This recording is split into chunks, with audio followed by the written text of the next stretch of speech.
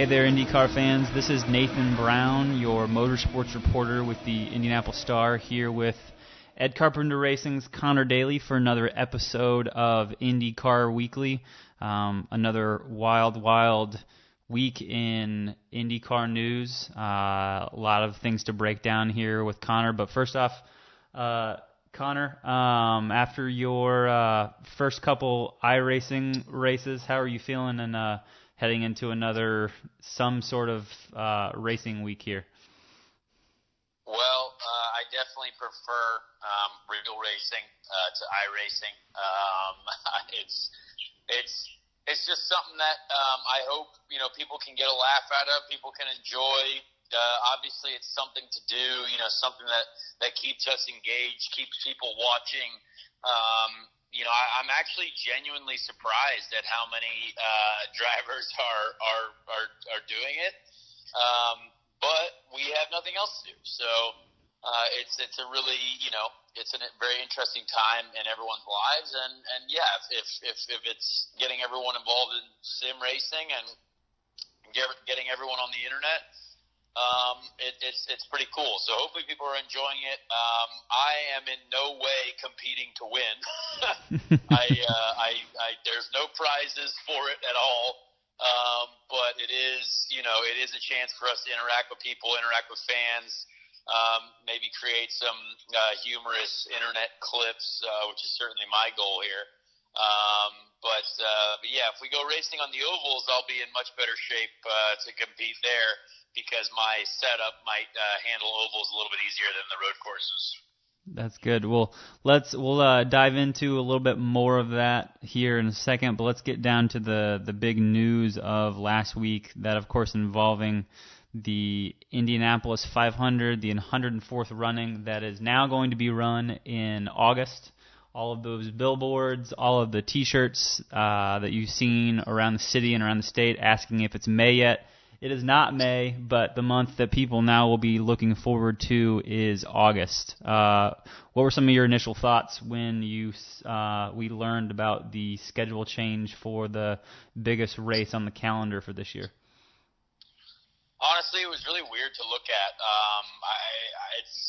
It's obviously something that not many of us are, none of us are used to. It's something new. It's something we'll have to adapt to. Obviously, running our biggest race of the year, the biggest race in the world, at a completely different time of the year, presents a lot of interesting, hurdles, I guess, because a lot of our speedway cars that, I know my speedway car that was, planned on being run in the month of May is, might have to get used earlier at Texas for Ed, or, I don't know how the chassis rotation is going to work, because obviously the first oval race of the season is normally Indy. So you have your speedway cars ready, but now that's definitely not the case. So it'll just be interesting to see how, teams adjust in their preparation, when we all do get back to work eventually. But yeah, I think either way, no matter what race it is, no matter when it is, I mean, drivers focus on being the best they can be at, for when that race day comes. So, it doesn't matter if the Indy 500's in December, January, May, or August. I mean, if it's the Indy 500, we're going to be ready for it. We're going to be focused on winning, the biggest trophy in motorsport, and that's what we have to do. What do you anticipate that just being in a different month? I know you've said it, and a lot of other drivers have mentioned it, that as long as it's an 500-mile oval race on the Indianapolis Motor Speedway, once you guys get into the car, it's going to be what it is, and it won't feel any different. But the lead up to the race, the fact that it's on this big holiday weekend, do you anticipate just kind of everything outside of the race to maybe feel a little bit different once we get to that last couple weeks of August here in a couple months? Oh, absolutely. I mean, it's going to be different for sure. I mean, we're going to be way deeper into the season. We're going to be, in a bit of a different spot, mentally, physically. and I mean, yeah, it's just going to be one of those times of adaptation and who can make the best of the situation. I also look forward to seeing what kind of testing is offered. Obviously, we usually get a test in April at Indy. I'm curious to see what kind of testing rules will go into place once we all start getting back into like normal life. Because testing is going to be really important. We've already missed out on several test days with all the cancellations that have happened. So testing will be important because obviously if we're going to go testing, it'll be more midsummer where the weather could be extremely hot and pretty different. So downforce levels are going to be looked at, I'm sure, because we still want to create a really good product. So that there's a lot of elements that people may not have thought about yet, only because we can't, because we just don't have a real idea of how the world situation is going to play out yet. But all we know is there is a schedule in place, and when we do get there, we will have several days of practice to start getting used to it, and teams will be prepared. But the thing that I am curious to see about most is what the smaller teams do, or what the one-off teams for the Indy 500 do. I mean, how does that affect how their cars are prepared? Because it might be easier to run the Grand Prix of Indy now, and then have that same car kind of go through Indy 500 prep to run the month of August. So that could be something that we see. Maybe more cars do the July 4th weekend now, because it was a lot of the folks. When I was at Andretti, we couldn't do the Grand Prix because we didn't want to take a chance of running my speedway car on a road course. Well, we also didn't have enough budget, but realistically, they want to keep that Indy 500 car, in oval trim, oval body fit, everything ready to go for that one race, the Indy 500. But now those two races are separate. So we'll see how it all plays out. I think July 4th weekend is going to be a lot of fun. But yeah, you could talk about so many different things. But for now, it's still literally like the beginning of April. So we have a lot of time, to get things going and to sort of see how the world plays out. What you touched on a little bit already, but when we look at how the schedule is going to differ, the 500 obviously is now not the first oval on the calendar. How does that make things any different? I know you haven't run a full season schedule for a couple years, but is it ever weird thinking about the 500 in the past being the first time that you guys would oftentimes get on an oval, and does having some more oval prep for some other guys? I know you included with your races with Carlin. Does that help you any more going into that race? I don't know if it helps me. I think it'll help the rookies a lot for sure. But having said that, to go from Indy to then Texas, I think is a huge help, because Texas you have like one practice session if you're lucky, if it doesn't rain during one of them, you know what I mean? If it doesn't rain, then you get two. But yeah, I think Indy for rookies, you have so many days, right? So you don't have to get out there and do things, pretty aggressively immediately. Well, now the rookies are going to have to go straight to Texas and have, maybe two practice sessions, and then they're going racing for a long distance. So I think Texas is going to stress a lot of the rookies a little bit more than if we would have had Indy, before Texas. So it'll be interesting. I mean, I think it'll be nice to do some oval races before Indy because it really gets you going. But Indy is such a different animal because you have that whole week of practice. Even after one full day of practice at Indy, you're sort of already in that oval mode and in Indy mode. So it'll just be all different, and we'll all have to deal with it, as best we can. And it's certainly just, it's a bit of a roll of the dice, and I'm excited to kind of see how it plays out, only because it's different. And I think, I've been able to adapt, certainly in my own case, to many, many different situations. But a lot of these guys have been in season, the same season all the time for many, many years. So, throwing a lot of people out of their, normal schedule could be different. I mean, some of these guys, think of how many consecutive seasons they've done in a row where there hasn't been something like this happened, right? Whereas my last 3 seasons, I never know when I'm going to race. I could race, at the beginning of May, end of September, middle of August, who knows? So I'm used to something like this. But a lot of our guys, that have been at it for so long, they've never had, a schedule change up like this. So again, they'll be fine. There's a reason they're in for so many seasons, but it is funny to think about. Absolutely. A lot of people have talked on both sides of the coin about how different the weather is going to be in late May versus late August. What side of the coin do you fall on, having grown up in Indiana, spent a lot of summers around here, I imagine? How different really is it? And maybe you don't have the experience of what it's like on the IMS track per se, but what do you imagine the difference actually truly being like for you guys, even just taking out the wind screen, the air screen element of it for a second? Well, I think the best part of doing Texas first as an oval race is we will get more aero screen data, with an oval race before getting to Indy. To have Indy as the first debut on the oval for the aero screen, that's a big stage. And, if there is a potential issue that people didn't think about, or there was something that we might have missed, that would have been on the biggest stage of our season. So thankfully we do have Texas. We have more races to kind of figure out what the aero screen needs and what the driver needs cooling-wise, because for sure August, the first thing that comes to my head is heat. It's going to be super hot. But also,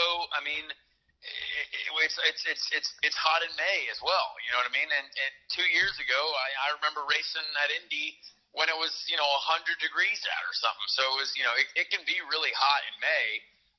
But I think on a consistency basis, consistently it's going to be hotter in August, I think, for sure.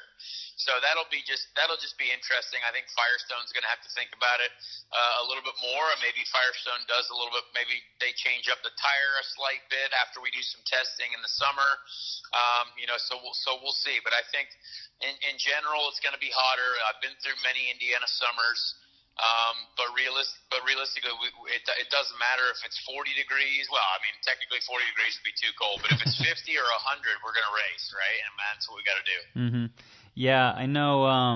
One thing that people have talked about, just kind of, in the scheme of that, with the Grand Prix, that race certainly changes up. It becomes maybe in a lot of ways a bigger deal when it joins this July 4th Brickyard weekend, which is also brand new now. Now that you add an IndyCar race, I know you said that you're super pumped about driving in that race.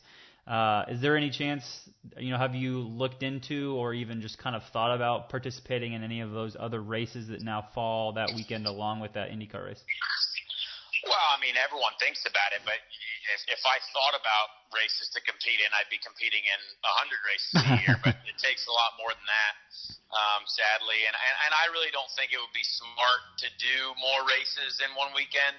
The IndyCar is really physical, and, I think you want to be as dedicated as possible to that, because that's your main goal.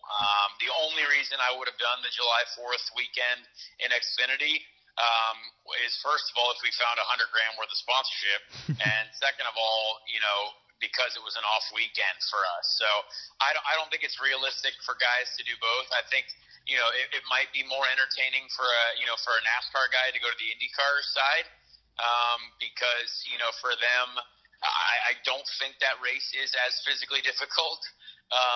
But yeah, I think it's best to stay focused on just the IndyCar stuff. The dirt racing stuff, though, maybe I can do the dirt race on a Wednesday or something. Maybe do the BC 39. But it all depends on what the team, is willing to let me do. And we haven't even had that type of conversation yet. But I don't think it's realistic to think about doing the Xfinity race and the IndyCar race in the same weekend. Yeah, it was purely from a finance. Someone's got to pay for it. They're not handing out these rides to people like us. So that's just not how the business works. Yeah, Doug hinted on our call last week. He didn't use his name, but when anyone hears a famous race car driver from Columbus, Indiana, we all know who Doug's talking about. Reached out to Tony Stewart to see if he could push him or dare him, whatever words you want to use, to try to get involved in all four of those. I'm sure that would be something that would be an incredibly daunting task, both physically, mentally, everything, financially, as you mentioned. But no matter what happens that weekend, I think it certainly looks like this could be the start of an interesting partnership with IndyCar and NASCAR, whether it continues just with this year's race that weekend, whether it's maybe even other races this year if the circumstances require it, or other things down the road. But what do you think about just kind of the idea of these two series partnering to begin with? Honestly, I love it. I think doing this is great for motorsport in general. I do hope it flows through the weekend well. I hope that it's not, no one tries to step on one another. And, we do realize that NASCAR is bigger than we are. Like that is something that I think is purely obvious. So I hope they don't try to, strut their stuff or pop the chest out a little bit, try to do something to flex their muscles. Look, we got to have a successful weekend for everyone in general. We all want to sell tickets. We all want to have a good TV package. I think, I have a lot of friends in NASCAR, in the NASCAR world, and normally we don't, we're certainly not doing anything on the same weekends ever. And so this will be a cool deal to be able to kind of just talk to them and see how their weekends are going at the same time as you're doing stuff. So I think there's a lot of positives to everyone working together that weekend, and I would love to see more of that in the future. But obviously, maybe we needed something like this, a crazy worldwide, pandemic of a situation to, bring people together and bring some motorsport, personalities together and just kind of see how it all goes. I think it's a massive weekend for content. It feels like it should be a week-long deal. It feels like, there should be practice Monday. There should be something going on Tuesday, Wednesday, Thursday, Friday, Saturday, Sunday, because, that's so many racing series. There's a lot of trucks. There's a lot of cars, a lot of team members. So it's going to be a busy weekend at the track. A lot of drivers have already thought, who's going to get the motorhome spots in the interior, in the inside of the track. I don't know if it's going to be us. There's not a lot of drivers with motorhomes in IndyCar, but there certainly are a few. But there are definitely way more NASCAR Cup guys and Xfinity guys with motorhomes. So who gets the bus spots? We don't know these things. It'll be interesting to see how it plays out. It will. It'll be a wild week around there. You'll certainly feel for the IMS personnel who are going to be there around the clock, almost probably wishing that they had a motorhome at the track themselves as much as they'll be going back and forth. But that's obviously not the only change to the schedule. Now we've got the month of August looks completely different. You got Mid-Ohio on August 9th, qualifying for the 500, the 15th and the 16th, with the race on the 23rd. Gateway now on the 30th, and then Portland moved back to September 13th with a potential St. Petersburg finale on a date to be determined at some point in October. I know initially with the schedule we were going to have almost a 4-week gap in there between July and August with the Olympics. Obviously, part of the reason that IndyCar is able to do this is because the Olympics have been postponed to 2021. Do you think once we are finally able to get things going, just kind of the rhythm of having races almost week in and week out will be a nice way to get the season going once it does get started? I think so, but people are going to definitely it's going to wear on the crew, it's going to wear on everyone. But we got to remember that we've had to sit around here for 3 months. You know what I mean? The off season has been an extended period of time, and it's going to be a tough. When we think about it, it's not about the tough 3 months of the season, whether it's June, July, August, September. And then if we get into October, I love racing into October. That's great. That's what I'm used to. I was doing the Lamborghini World Finals last year in October, and I thought it was great. Because you want to be like our off season, I thought was already way too long. But now it's going to be way shorter. And so the work that continues through October, to finish out the season, you got to remember that right after that season, you start immediately getting ready for the regular start of 2021. So, contract negotiations, a lot of driver contracts are up after this year.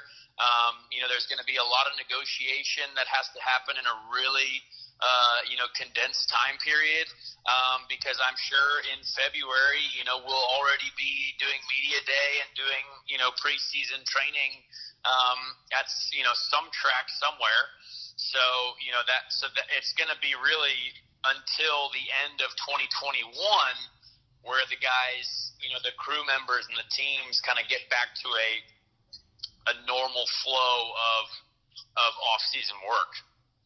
Yeah, as crazy as this off-season was for so many different reasons, at least driver movement-wise, this one between 20 and 21 has been projected for a couple years of being the busiest as far as contracts being up. There's already a lot of rumors about drivers moving here and there, or stepping down from the series or anything else. So it should be could be pretty crazy.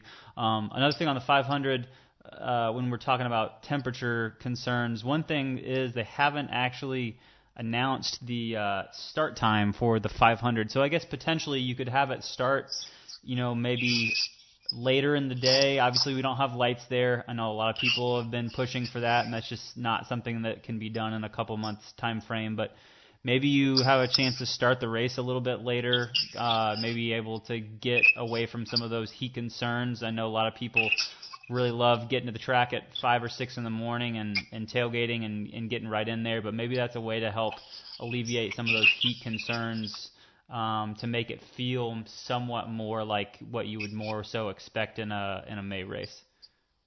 Yeah, I think I'm not surprised they didn't put a start time. Maybe we do it later into the afternoon. Maybe we do it, same time as always. 12 noon, we're all ready to go. But yeah, I think this type of year, everyone's going to have to get used to, adapting on the run. Not having, potentially not having things completely set in stone, way in advance.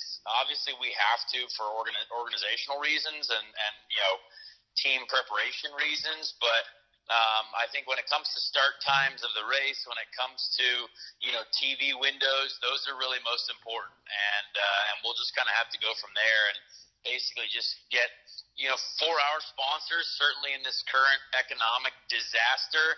That's going to affect racing in a massive way as well. So we've got to be able to really show out for our sponsors this year, because, everyone's lost their money. So, we got to figure out how we go from here. And I really hope, we can continue into 2021,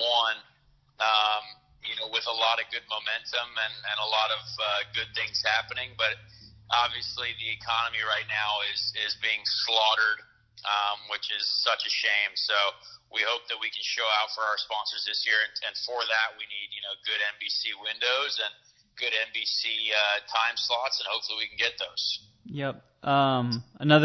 As if the 500 needed to be any more important on the schedule, we learned yesterday that the 500 is actually going to be the only race on the 2020 schedule that will give out double points for everyone involved on the grid, which I know with you being a full-time driver now this year in 2020 maybe means a little bit more than it might have a couple years ago. What are your thoughts on taking away? I know just with the schedule in flux, has been and probably will continue to be as far as what that season finale is going to be. It probably made sense in the long run, but having Indy be the only double points race, how do you feel like that affects things going forward this year?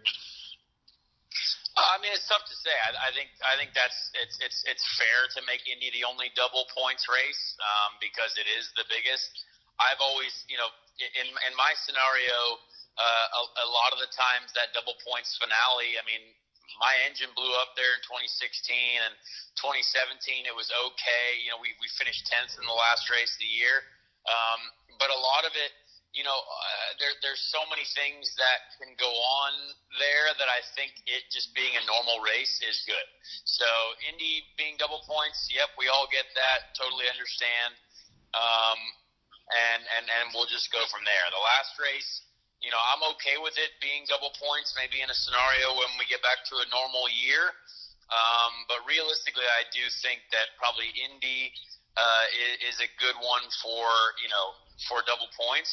And I think maybe in the future we do like a roll of the dice. Like if you're going to have Indy and one other race be worth double points, make it like a total random gamble. Like we're going to roll the dice at the beginning of the season, and whatever dice has a certain track on it that comes up, boom, that's going to be double points. It could be the Grand Prix of Indy or it could be Iowa. You know what I mean? You never know. I think that would be kind of funny. But I mean, will that ever happen? Probably absolutely not. But I think it could be a funny idea if you actually do want to do a second double points race. That would be tons of fun. It maybe gives some races like that in the middle of the year, like in Iowa or like a Toronto or Mid-Ohio, maybe a little bit more emphasis and a little bit more eyeballs. It would certainly be a lot of fun. Well, let's move on to the only type of racing that we actually have going on right now, and that is, of course, virtual racing. IndyCar's got going last Saturday at 4 p.m. on the road course at Watkins Glen. Race streamed on IndyCar.com, IndyCar and iRacing's YouTube pages, along with some other different platforms. We at least know this week going into it, the track several days ahead of time. This week's race, same time, same day, will be at Barber with what is expected to be an even larger field than the 24 cars that ended up running last week. I know that was your first official experience in the world of iRacing on the competitive level. What was that race, especially those first couple wild laps there, like for you? Well, I mean, it's interesting. I have had an iRacing account apparently since 2008, and I've done 0 official races. So do not have a lot of iRacing experience. I honestly am not a huge sim racer. I don't really enjoy it as much. I've done thousands and thousands of real simulator laps when I was with Force India in the Formula One side. And then obviously we use the Chevy simulator, Pratt Miller, quite a lot, which is a very good simulator. And you do full days in those, and so that's that's where I get my sim racing fix, because it actually means something for my job. Whereas what we're doing, on the internet randomly on iRacing, it doesn't really do much for me, in my own opinion. I mean, a lot of people love it and do a ton of it, which is great. But just to give everyone, I guess, a background, we all get in there, and as long as you have a wheel and pedals, you're basically in. And it doesn't matter if you're sitting on a wooden IKEA chair like me, or you have a full wraparound television screen with a race seat and full brake pedals like Jimmy Johnson, Simon Pagenaud, Graham Rahal, Alex Rossi, Sage, a lot of those guys. You can compete, and basically how it works as well is we all get in there and it's a fixed setup. So, we can't tune our setups. iRacing and some of their developers have worked on the setup. Guys like Sage Karam, they have helped tune that setup and develop that setup that we all get to use. But they try to obviously use a fixed setup, so it's it's still somewhat more fair. But yeah, there's a lot of differences in people's wheel and pedal setups. There's some people that have full sim rigs that are set up to be full racing situations. And then there's people who use, IKEA furniture, like myself. So yeah, it's something that I think was cool to see how it worked out. I was glad that there's a lot of driver participation. When I stream it on Twitch, I think it was incredible to interact with all the people who tuned into my Twitch stream. It's twitch.tv/Conor Daly 22 if you want to check it out. But I'll stream all those events myself. But IndyCar obviously also has a broadcast for it, on their YouTube page, which is really cool. So yeah, there's a lot of positives to it. I think it's great. I think NASCAR's done an incredible job. The fact that it's on Fox Sports 1 broadcast live is huge for esports in general. And hopefully we can continue to make our product a little bit better. To be totally honest, road course product on iRacing, never going to be good. I don't think there's anything about it that's going to be awesome. I think it's great because we might get some close racing. I don't know if there's going to be much overtaking. I know there's going to be a lot of crashing and not realizing why everyone is out of the race. I passed maybe 2 cars and still finished 10th in the first race. You know what I mean? Might have passed 2 or 3 cars, but I didn't crash. That was the only thing. So I think in general, the oval racing that I've done on iRacing has been way more fun and way closer and way more competitive. However, on the internet, it presents, a large opportunity for many yellow flags. So there's a lot of ways you could look at it. I think, we have to go to Barber and do what we got to do, but I do hope that at some point, we can maybe do an oval race and see how that goes. But yeah, it's been cool to see how people have enjoyed it, and I'm going to keep streaming it and see how it goes. You mentioned your IKEA chair setup you had there. I did hear, I think you said it on Twitter at some point. It sounded like there was a snafu with that chair though mid-race. Well, it starts to get unstable a little bit because it's not necessarily put together with very, very high quality pieces. But yeah, I mean, it works, but you start pressing the pedals pretty hard, and my pedals are on my carpet floor with a headphone box behind them to brace against the wall. So it's definitely not a driving position. It's very much like a school desk setup with a wheel on top of it.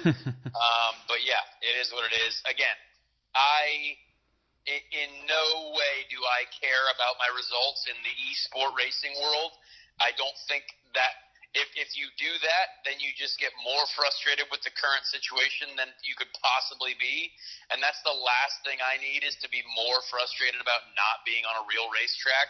So I'm just going to try and have fun with it and maybe provide some entertainment for the people that are, also sitting at home locked in their houses. I will say, Felix Rosenquist made a real big point, multiple interviews that both I had with him and he had with other folks leading up to Saturday's race and over the weekend, just saying, that people consider him to be this big iRacing guru, but up until a couple months ago, he was basically, had a pretty similar setup, had the wheel, fastened to the desk with a random chair and a set of pedals, and that was pretty much it. And he did make a point to say that as far as performance goes, he didn't really feel like spending several grand on a sim racing setup like so many guys do, both in IndyCar and NASCAR, really made that much of a difference from a performance standpoint. So it'd be interesting to see how things continue to go if guys across the series that don't have any experience, whether they have a great setup or one that's a little bit less fancy, whether just the amount of experience that guys get will be more so the deciding factor. I know that you got into one of those oval races you mentioned at Gateway on Sunday. Seemed to be a pretty wild ride, certainly a lot longer, being 500 whole miles. Kind of take me through what went into setting that up, who was involved, and how that race was on an enjoyment level compared to Saturday's. Yeah, so I mean, obviously obviously the IndyCar race on Saturday, was just IndyCar drivers. Whereas this race I did Sunday night at Gateway, which was a full race distance. There was a lot of sim racers, a lot of NASCAR drivers. There was, from the IndyCar series, it was basically just me, Colton, Rossi.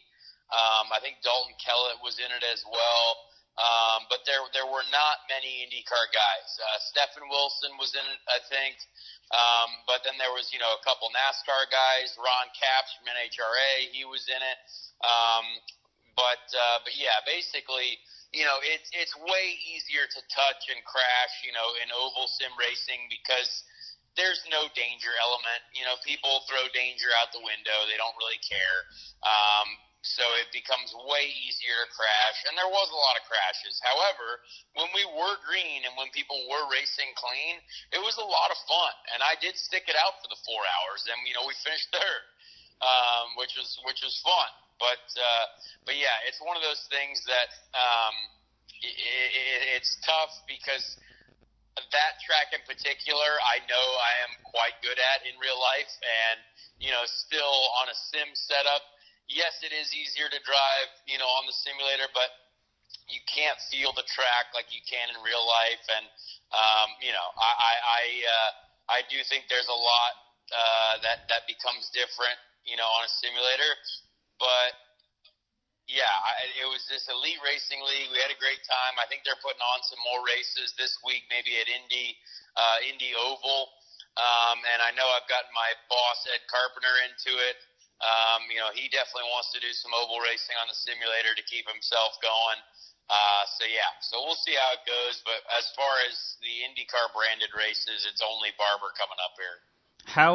I know they looked like, from what I saw, they ended up falling out of the race at some point, both Colton and Rossi. How are they at being sim racing spotters for you, helping you get to that third place finish? Yeah, the funny thing about iRacing is you really do run out of fuel. You really do run out of tires. You have to pit for fuel and tires. So yeah, Colton was trying to do some math in my headset. Alex was also trying to help him with that math to try and do fuel strategy, which none of it worked out very well. However, we did pit one lap later than they wanted me to, and I ran out of fuel literally coming to the checker. So I think the strategic combination of us all did work out. But yeah, it's pretty hilarious how that sim racing works. I think it is not very realistic in a lot of different ways, but it is, the most realistic thing we do have access to right now. Yep. So we've got on the schedule, after we have Barber this weekend on Saturday, you've got a driver's choice track on April 11th. They haven't really talked about exactly how that's going to be taken care of. Followed by a random draw track on April 18th. You've got COTA on the 25th, and then a non-IndyCar Dream track on May 2nd. So lots of different options to hopefully to see some different racing beyond just the rotor street course version. But now let's get into some questions. We got some good ones from the folks on Twitter that reached out to us today. Let me pull up some of these and see if we have some good ones that we can answer here for some folks, both probably on the schedule, on iRacing, and on some other stuff. So we'll start with Matt Klempas. At Matt Klempa said, Conor, thanks for the fun on the streams. Any chance of you running the USAC iRace this Thursday? And then what would be the best track to have an IndyCar iRace at? Well, definitely. I am honestly trying to do as little sim racing as possible because, to be totally honest, it is really frustrating for me. Like I don't enjoy getting beat in anything, and so I know I'm just going to get beat there. So I don't really want to do it, and I don't really enjoy it. So I'll try and do some cool streams for events, like the IndyCar races that are, branded IndyCar, and maybe, the Elite Racing League that maybe we do more of. But other than that, I'm trying to avoid it to keep my frustration levels down. I just want to get through this quarantine crap and get to real life again. So yeah, it is what it is. But when it comes to what would be a great sim racing race, I have no idea because I don't do it. So I don't know. I think anything that you might find enjoyable would be the best one. Guys, we didn't go over this at the start of the podcast, but in the last week and a half since we've spoken, is your quarantine setup still the same? Basically, just going to work out, playing a lot of Call of Duty, and trying to stay away from anyone that could get you sick? I guess, yeah. I mean, I haven't interacted with any other humans, so that's been kind of annoying. But yeah, just trying to stay fit, trying to stay, active in a home gym type scenario, and yeah, try not to be depressed. That's pretty much it. We got another one from Mark B at 70s Rock Best. Said, I used to live in Indy. It can be friggin' hot in August. Is it August yet? ? With the air screen and 90-degree heat, does Conor see driver conditioning to be an even greater factor in a 500-mile race? Thanks. Well, I mean, he asked that as if we know. We just don't know.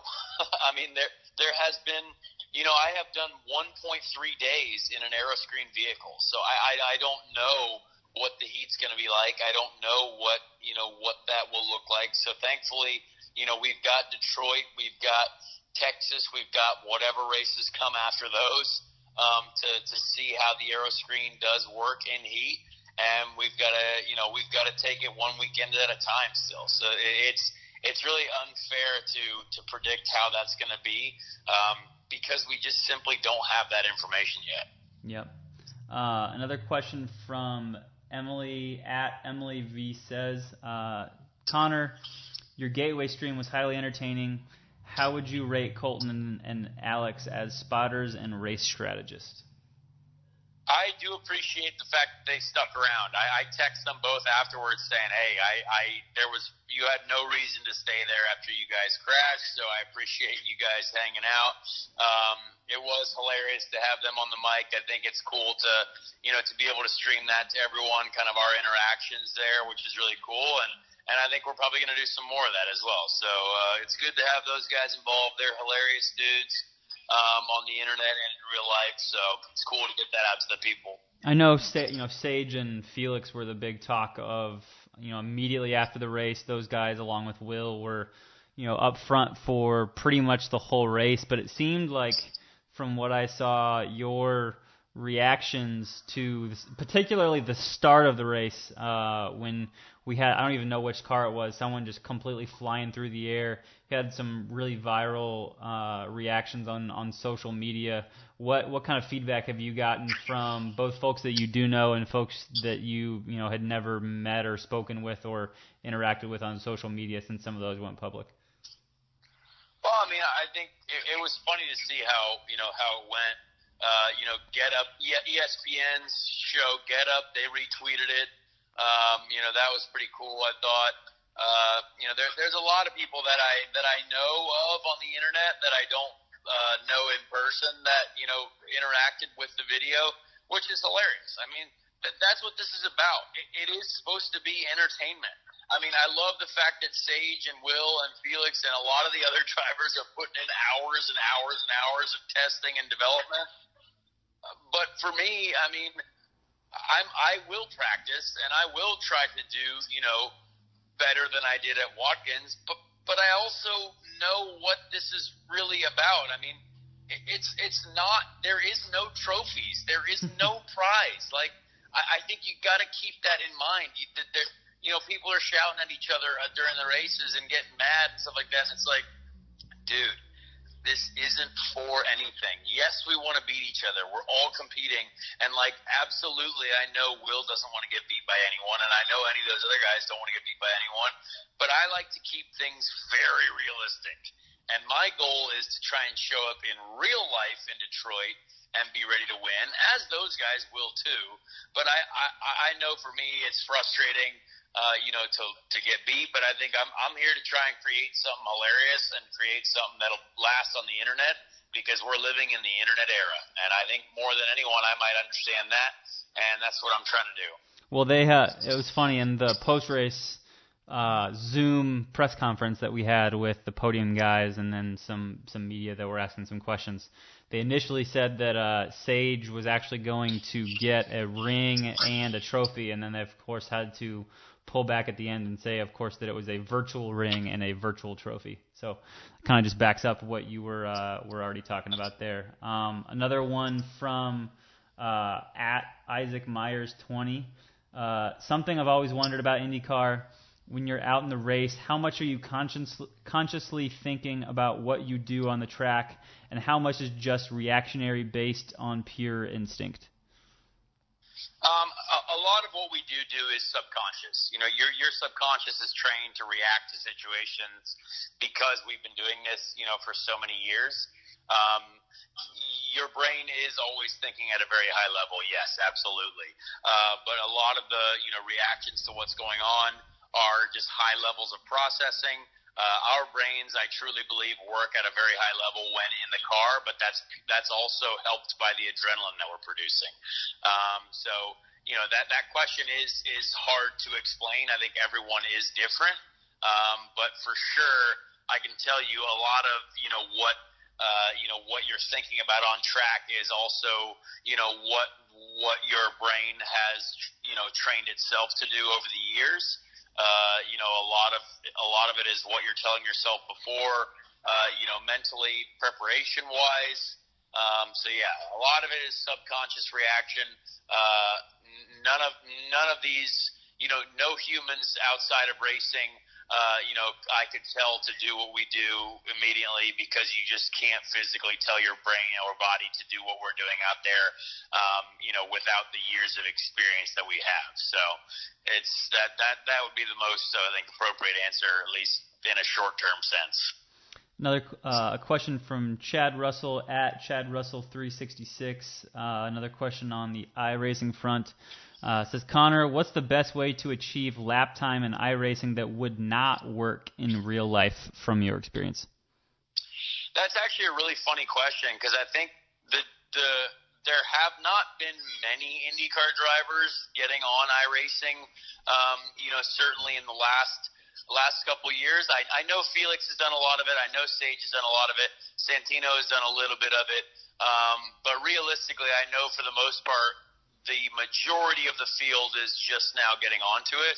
And a lot of what we told them immediately, they're like, well, that's not how this car drives on iRacing, because a lot of us, you know, we brake really hard and you brake to use the downforce, and that's not really how the iRacing model seems to have been developed. You know, there's a lot of on iRacing, it seems to benefit from less and lighter braking and rolling the speed into the corner. You don't hammer the brake pedal and get a lot of speed on the entry to the corner. And for some reason, you know, accelerating in the iRacing IndyCar model is really difficult. But we don't have enough power in real life to spin the wheels. So I don't know where this wheel spin comes from and this lack of grip under acceleration. So that is very strange for me. I think that is something that I don't know enough about, you know, simulator model development and whatever that is to be able to change that. But a lot of the corners in Watkins Glen, you know, under acceleration, you know, there would be a lot of loose moments, and that's just frankly not real. So I think there's a lot of differences between simulator and real life, and maybe this is this will be good for iRacing in the long run because you get a lot of real drivers, you know, straight into it who are helping you develop it. That's a really good point. More of a comment than a question from Mark Blizzard, but he just wants Conor to know, we need more of you and Rossi on reality TV or just streams of you narrating previous race broadcasts.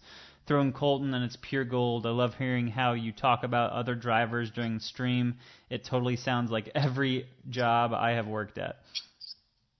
Well, I appreciate that. Yeah, I mean, I think, you know, a lot of us, you know, there's a lot of comments that'll be probably heard over the next few weeks that, you know, you wouldn't normally hear in real life, only because, again, we're trying to create something hilarious, and a lot of these opinions, these things that will be said over the next couple of weeks, are purely to make people laugh, and that you got to think about that. Alex and I were on reality television, I think, really randomly, but it ended up being pretty funny, and I think, I'm never going to change. I'm always going to be me no matter what, and I know Alex is pretty hilarious, and when we get him going on the internet, maybe more people will see sort of what I saw during The Amazing Race, or what people saw during The Amazing Race was, Alex definitely having to talk and get out there and be himself, which Alex is really funny, and he is really, really cool guy. So I think that hopefully we'll be able to show that to people, more and more over the next couple of weeks. Now, are there people actually, whether it's your team or the folks from IndyCar, when you guys are streaming on Twitch or Instagram or other platforms, do they have you guys actually instructed to make sure that you're thinking about not swearing or anything like that on these broadcasts, since these are getting a lot of viewership? Or how are you guys kind of trying to be funny but also maybe monitor things a little bit more than you might in an actual race car? To be honest, my Twitch stream, no one's policing it. Twitch people know that it is you can curse. It's not TV. So, you can do whatever. I don't curse on my Twitch streams. But we're Colton and Alex. Yeah, a couple times for sure. But that's because they know that it's not a network television thing, right? I don't think, on IndyCar's YouTube page and on IndyCar's official broadcast, would anyone swear? No, because it's that's normal. But on true internet broadcasts, which is what Twitch is, which is what Twitch is supposed to be, which is a more personal interaction with fans and with people, are people potentially going to curse? Yeah, absolutely, because we're real humans, and that's what we do.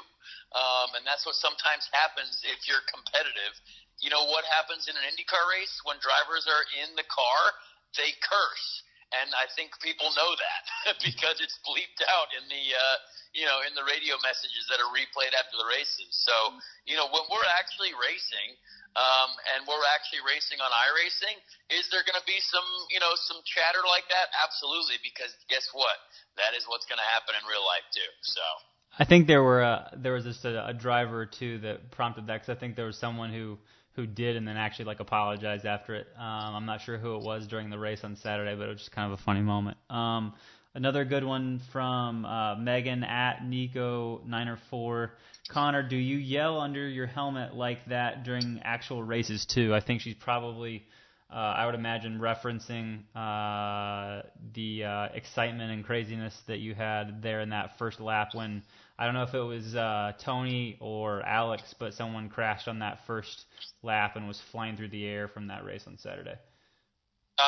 In no way do what I do on Twitch during races, in no way is that the same as what we do in real races, because I'm only interacting, or what I'm reacting to is literally seeing a virtual car fly through the air, and that doesn't happen in real life. So, I think there's a lot of differences between what I'm doing on Twitch during races than what I'm doing in real life, because it's not real.